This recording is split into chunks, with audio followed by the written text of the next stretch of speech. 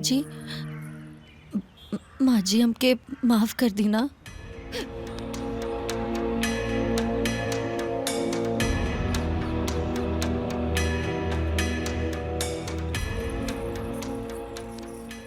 ए माई हम जाना तानी हमरा से गलती हो गई, माफ कर दी हमरा के। बाहरे माफी पहले जी भर के सास के लतियाला, फिर ओकरे बाद माँ जी माफ कर दी। आता ना मूर्ख नहीं खी कि बुझात नहीं खे हमरा के। माई के कान फूक देला से आइलो पॉलिसी मारे जो यहाँ हम जाना तानी हमरा से बहुत बड़ गलती हो गई। वो हमके गुस्सा आ गई रहे, हम कंट्रोल ना कर पाइनिया।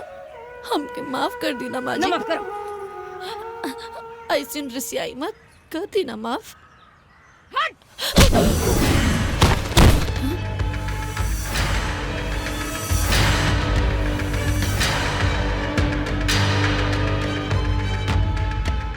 बेहया बेशरम कहीं का ये सोचते क्या ली नहीं रसे ये तो माई बाबू सिखा के भेजले हुआ।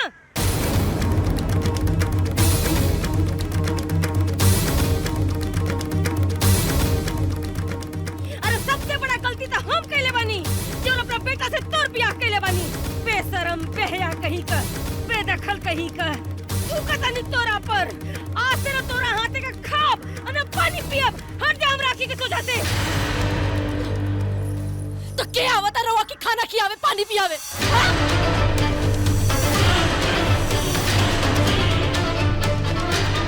वो तो हमार माई का दलत तो आ गई नहीं माफी मांगे, वरना हम हूं ना थूकम करनी।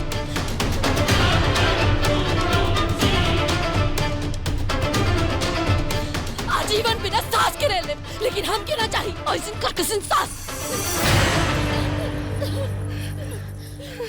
अरे छुटकी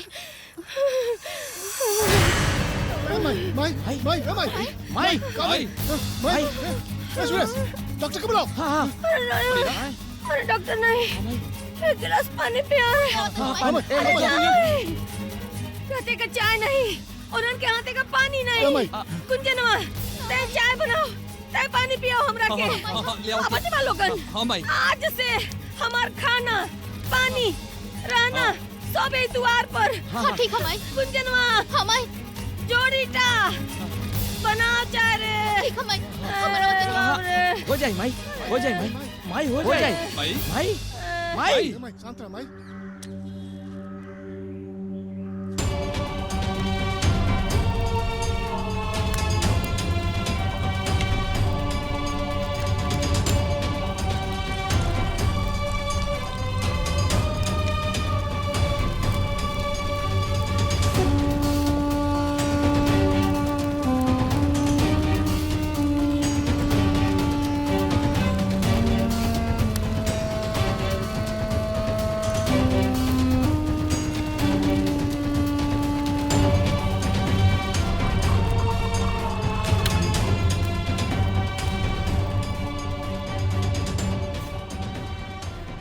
हमहू एक बाप का बेटी है। आज से नए लोगन का बनावल खाना खा और नए लोगन का छुअल पानी पियो। बहना हमारी बिटिया रानी बिटिया यह हमरा खातिर काफी बिया। माई ले चाय। हाँ दा।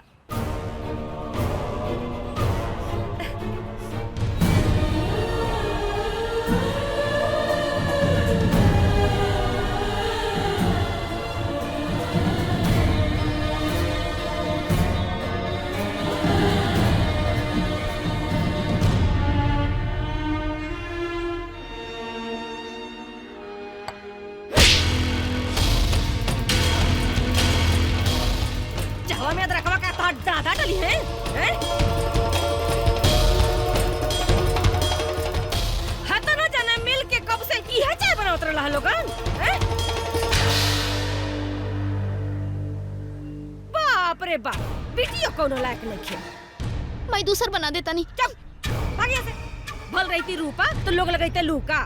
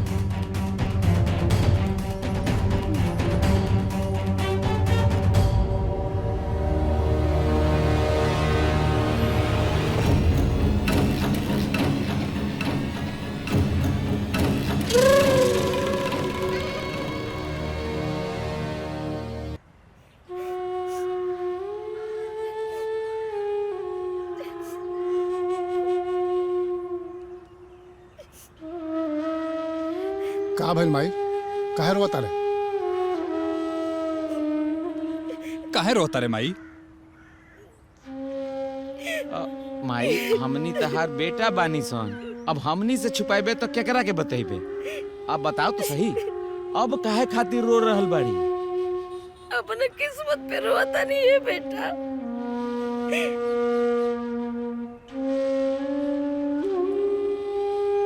अपने ही घर में हम पराया हो गए नहीं है बेटा। अपने ही घर में हमरा के डरा डरा के जिए के पड़ता।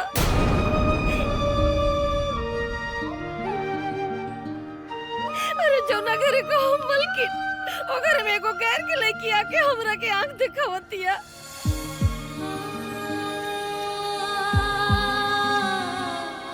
ओकरे डर से हमारा अंगना में जाए को मन नहीं के करत। जहाँ जाता नहीं वहाँ आंख दिखावतिया। चिल्लाने जाता नहीं तो राशन छीन लेतिया। पानी कल पर जाता नहीं तो झूठ समझतिया। तो लोगन के मालूम है ना कि हम भोरे भोरे में नहाइला। जानबूझ के 2 घंटा से नहान घर में बैठल बिया। जकरा 3 गो बेटा, ओकर एगो पुत होकर के उद्वास लगौले है। सही में हमार किस्मत खराब है। भगवान हमरा के मौत दे दा। अब एकर नतीजा हमरा से बर्दाश्त नहीं के होत। ऐसन मत बोल माई, हमनी बानी ना। अब ए मुकेशवा, एगो बात सुन ले, तू अपन मेहरारू के कंट्रोल कर और समझा दे जौन ई घर में हो रहल बानू और जैसे जैसे उ कर रहल बाड़ी नू उ ठीक नइखे होत, समझ ले। कहे कि ई घर केहू के बाप के नइखे, जाके समझा दे।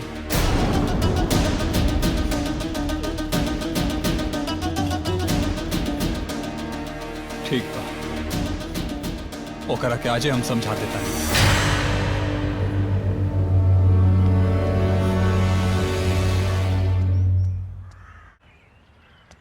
पायल,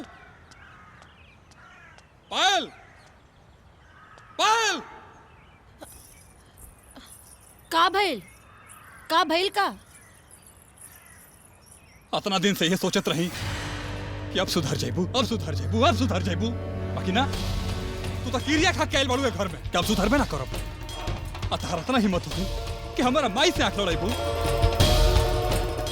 आज कर सारा संपत्ति ओकरे के घर से बाहर निकाल देबू। अगर तारा हमारा माई के जरूरत नहीं है ना तो हमरो के तार जरूरत नहीं है। चलू जा अपना बाबू के घर। काहे जाए? हाँ, काहे जाए अपने बाबूजी के घरे? हम एजा भाग के ना आइल बानी, ना हमार बाबूजी बिचले बाड़े। तारा बाप के घर ना है। भले हमार बाबूजी के घर ना हा, लेकिन हमार ससुर जी के तो हाँ ना। जैसे राउर माई जब ब्याह के आइल बानी, वैसे हमहू ब्याह के आइल बानी। जितना राउर माई के हक बा उतना हमरो अधिकार बा ई घर। सुबह लड़ाओ तारू पायल। गलत, हम सच्चाई कहतानी। और हाँ, हम यहाँ से 1 इंच ना हिलब। केहू हमके छू के तो दिखाई। हद से ज्यादा होता। बर्दाश्त भी हद से ज्यादा कैले बानी। अब जैसे को तैसा। जे बोली उ सुनी, चाहे उ केहू हो।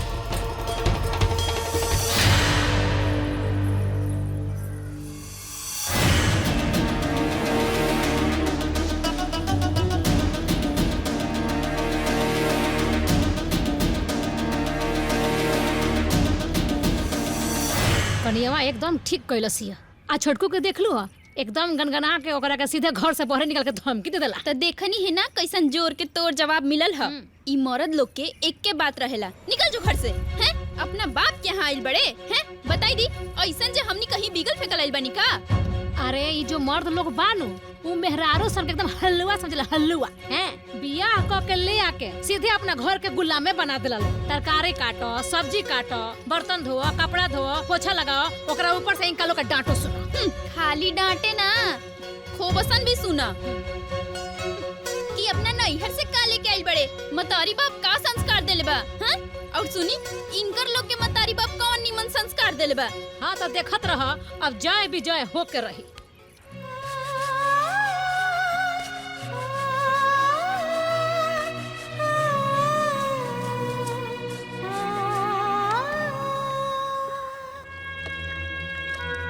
माई, ए माई, माई, तू कहाँ कपड़ा धोता रू? हट हम धोई। नहीं बेटा, अरे ना ना माई, कोनो दे जरूरत ना नहीं। माई। हम धो ले। अरे बात समझ ना, हट हम धोई। सुन, ई कुल हमरा किस्मत का दोष है, बुझाइल ना? जेकरा धोवे के चाहिए वो तो धोता नहीं के। हट तय कर धोबे, हम अपन धो ले। अरे हम धो देब कहत नहीं ना। हट हमरा के धोवे दे, हमरे किस्मत का काई बोली ना एक बार। हम अपन धो ले। हट माई, चुप दे ना। आगे से।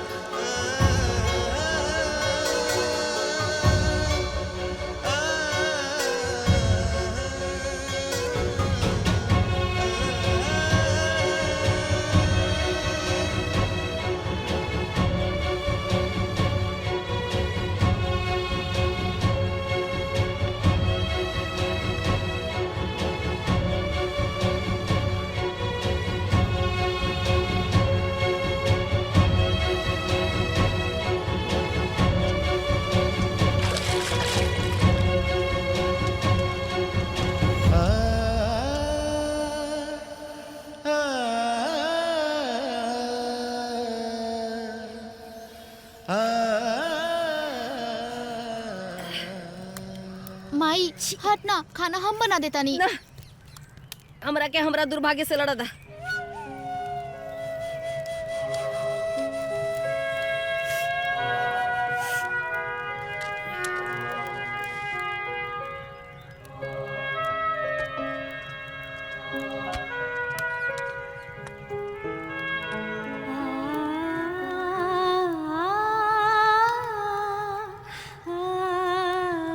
माई, अरे तारा खातिर हमने हाई ना, तू काहे दुख सहता रे? ई दुख ना है बेटा, ई दुर्भाग्य का पोतल करिखा है हमरा मुँहे पर। दुख नहीं खे, जा लोग यहाँ से। माई ऐसन मत कह, जेकर 3-3 गो बेटा बा ओकर माई खाना बनाई। और ई दुर्भाग्य का बोल रहल बाड़ी? दुर्भाग्य कहाँ से आ गई? आई ना बेटा, जकरे कपारे पर ऐसन 3-3 गो विपत पतो रही है ना, ओकरा तक कपारे पर दुर्भाग्य आ जाई। ऐसे ही आई। ई जरूर हमर कोनो पिछला जन्म का पाप है, चूक है, जौन हमरा के ई किस्मत देखे के मिलता।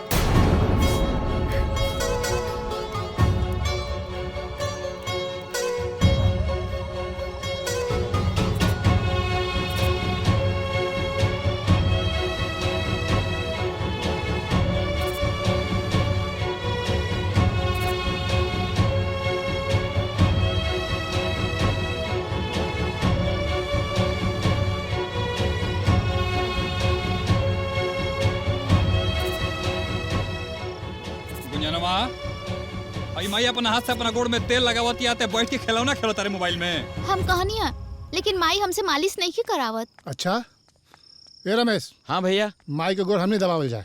एक पैर रउआ पकड़ी, एक पैर हम हाँ, पकड़ाते नहीं। लगाई। रह दा, बात सुना, यदि तू लोग हमार गोड़ दबाइए देबा तो का हमार दुर्भाग्य बदल जाई? हमरे किस्मत में सुख शांति नहीं खे बेटा। तू लोग सब जना के रहते का कहता रे आज माई? हम अनाथ हो गई। ऐसन मत बोल माई, तहार 3-3 गो बेटा बा। तो उसे का होता तो हुए ना जो रू तीनों चाहता री। ए माई, आज के बाद ये घर में उहे होखी जे हमनी चाह। सुन माई, जकरा तोर जरूरत नहीं है ना, ओकर अब हमनियों के जरूरत नहीं है।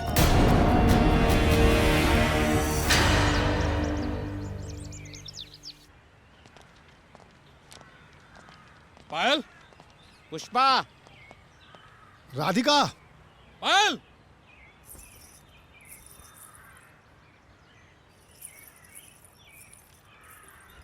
का भइल जी?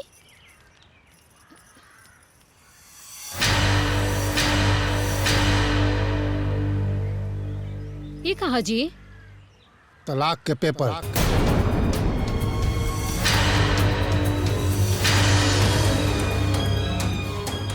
तलाक? हाँ, एकरा पे साइन कर अब फूटा है जैसे। तनी लोग के अब ई घर में कोनो जरूरत नहीं। तोरा का इनविटेशन देवे के पड़ी का है, पर साइन करो, निकलो यहाँ से। सुनात नहीं है का कहता नहीं, जल्दी साइन करो और निकलो यहाँ से।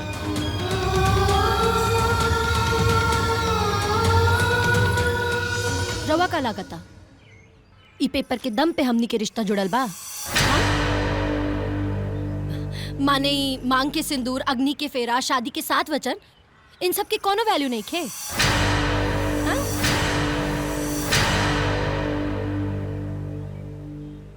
जब ई पेपरे पे भरोसा रहे तो पेपरे से ब्याह कर लेती। और वैसे भी ई पेपर के बदौलत ऊ लोग अलग होत होई जी लोग के ब्याह पेपर पे भइल बा।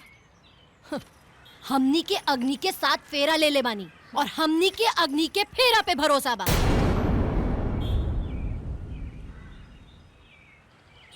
बाकी तलाक के पेपर गए भाड़ में।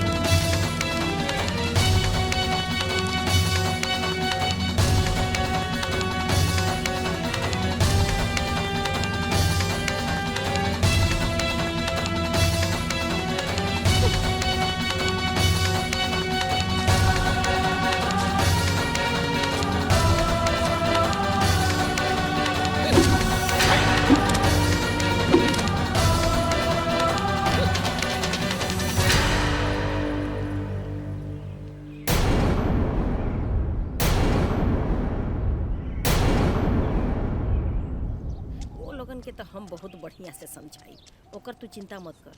आ तोरा के हमारे साथ में रहे के बा, बस इतना ख्याल रखे कि तनिको गड़बड़ी से करे ना, बस हमरा के तुरंत के बताए।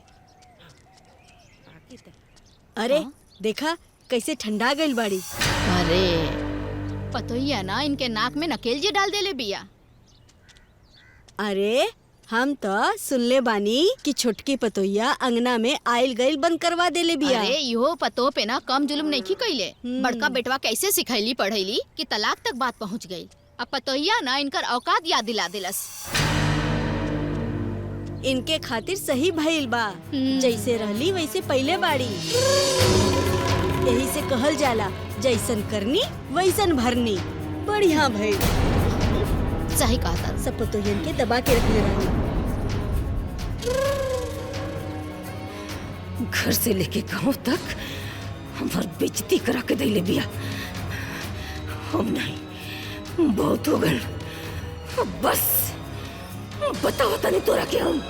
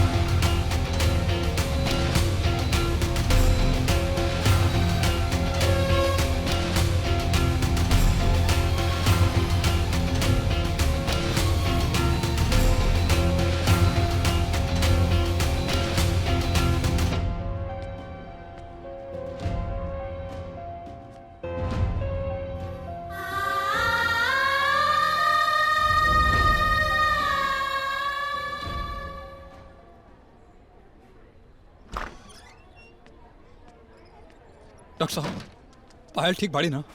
देखिए राहुल पत्नी ठीक बाड़ी, बाकी मिस कैरेज भइल बा।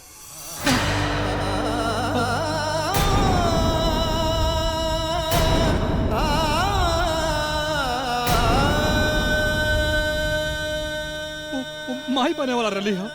हाँ, का रउआ लोगन के पता नहीं क्या का?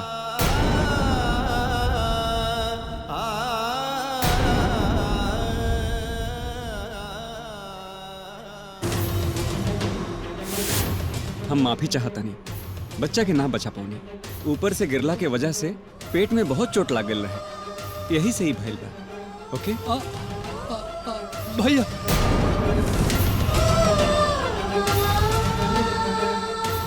भैया पता है डॉक्टर साहब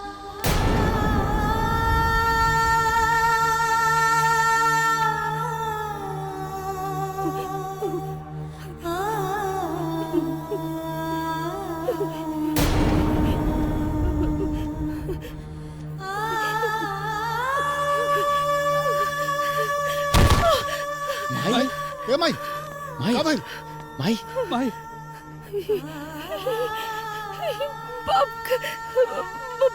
भागीदारी हम बनी चतुर से धक्का दे वाला हम बनी। अरे कहाँ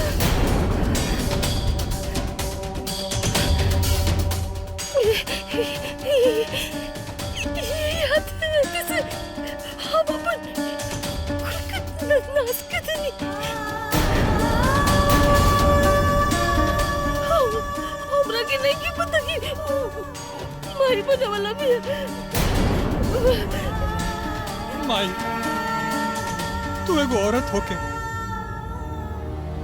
एगो औरत के संग ऐसे व्यवहार कैलू जा। अरे भले वो तहार दुश्मन रहा लिया तका, हाँ तक केहू का बेटिए ना। एगो माई होके तू माई से होकर औलाद छीन लिया लू। जो रे माई जो तो हमारा मन से उतर गयलू आज। ए माई भगवान तोरा के औरत किसे बना दे रे? एगो इंसान के अंदर ऐसा कठोर दिल हो सकेला पता न रहे। माई आज से तू हमने की नजर से गिर गई।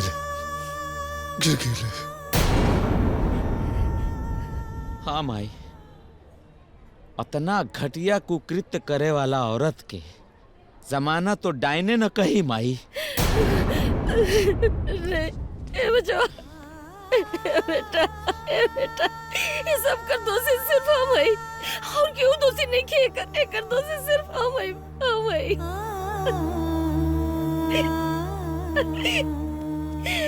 हम औरत होके भी एगो जीव हत्या कैले बानी। हमरा के सजा दे हमरा के बेटा। हम डाइन ए बेटा तू हमरा के सजा दे। सुन ना तू हम सजा का हकदार है। अरे हम डाइन है। अरे बाप रे हमरा के सजा दे बेटा।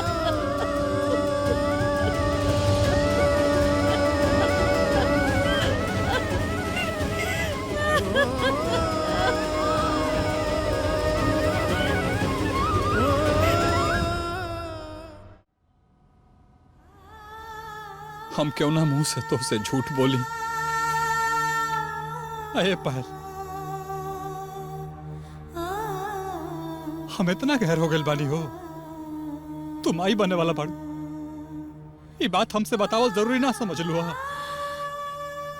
गाँव घर के माहौल रहे, आदमी हूँ घर में खुशी से हंस भी नहीं के सकत रहा। तब बतौती कैसे हर इंसान हमरा से नाराज रहे। जब हमरा के पता चला रवा हमरा सामने तलाक की पेपर रख दी। रवो ना कहले रनी कि आज के बाद तू हमरा खातिर मर गई बाड़ू। तो कैसे और केकरा की बताती।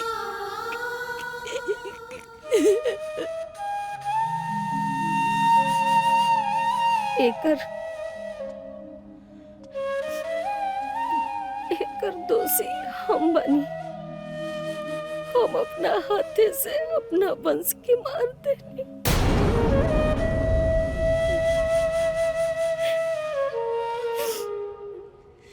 हम अपना पतोह को गोद सुना के देनी।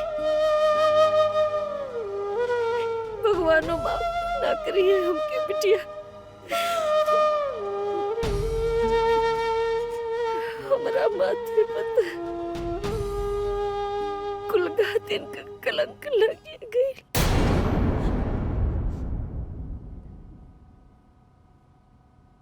बिटिया कोने मुँह तोरा से हम माफी मांगी। हाथ जोड़ के तुझसे विनती करत बनी कि तू हमरा के सजा दा। तू हमरा के सजा दा बिटिया, बाकी साथे माफ भी कर दा।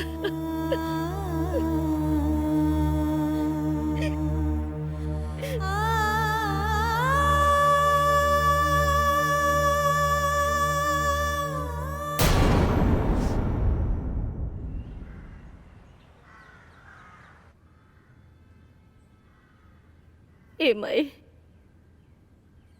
बड़की और मझली के तो कुछ देबे ना कैनी, छोटकी के देबो कैनी तो हमरा हाथे अपराध करा देनी।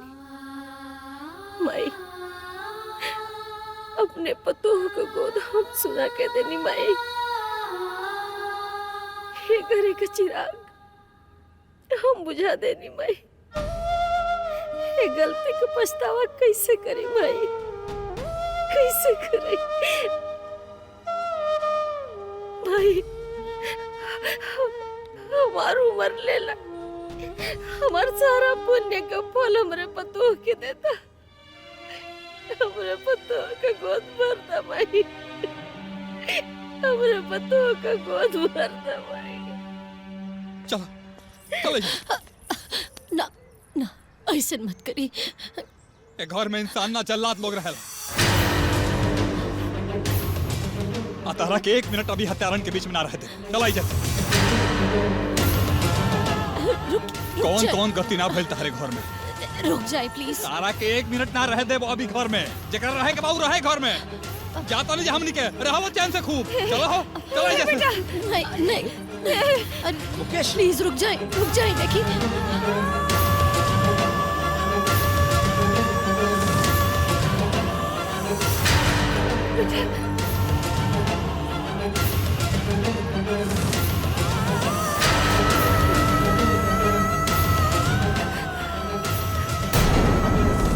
मेरे बेटा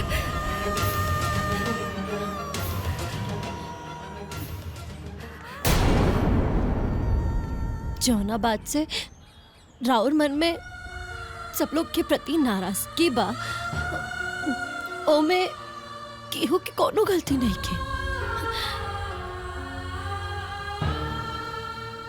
ई हमार है कोनो पूर्व जन्म के भूल चूक हुई, जेकर सजा हमके अब मिलल।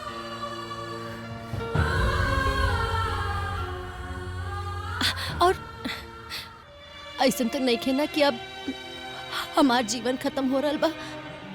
हाँ ऐसा भी नहीं खे कि हमार ऊपर बड़ बुजुर्ग के आशीर्वाद नहीं खे, भगवान के साथ नहीं खे। ये घटना खाली हमरे साथ भइल बा ऐसनो नहीं खे ना। हाँ?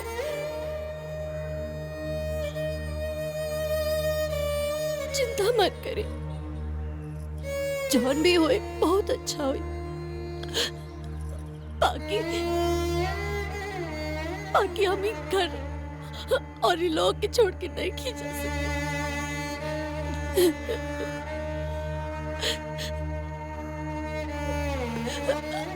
आप अपन माए के छोड़ के नहीं खी जा सकते। Please please. अब तू यहाँ से जाइबू चाहे ना जाइबू, हम तो यहाँ से जरूर जाएंगे।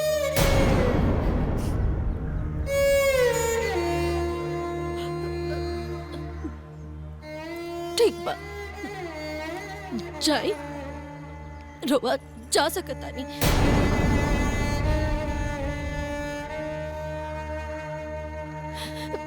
रवा अपन जिम्मेदारी से मुक्त पानी। बाकी हमार माँ पापा हमके एगो विश्वास के साथ हमके जब भेजले बाड़े और हम उनकर ये विश्वास नहीं खे टूटे थे।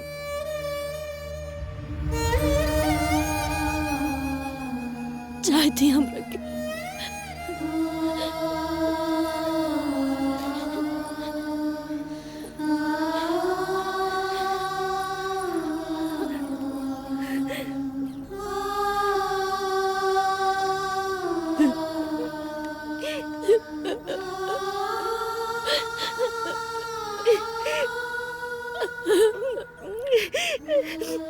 हमरा के माफ कर दे बिटिया।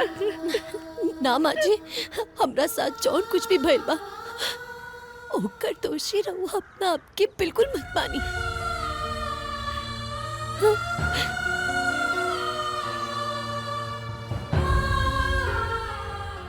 जौन भी भइल वो हमार किस्मत में रहे माँ जी।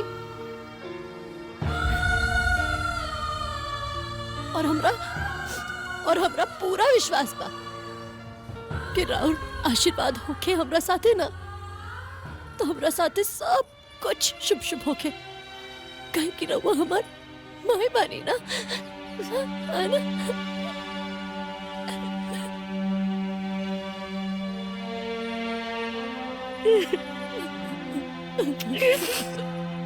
बिटिया हमारी गलती माफी मांगे लगता ना, माफ करता बिटिया। हमार रो बिटिया के लग जा।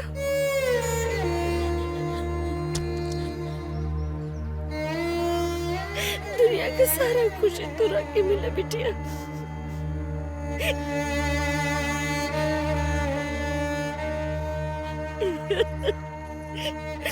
बहुत बड़ी गलती हो गई हमसे, बहुत बड़ी गलती हो गई। बाकी अब तो देखिए हम तुम्हार माई से भी बढ़ के माई बन के दिखाई। अब भगवान के हमरे बिटिया का सारी तकलीफ सारा कष्ट दूर करे के पड़ी बिटिया।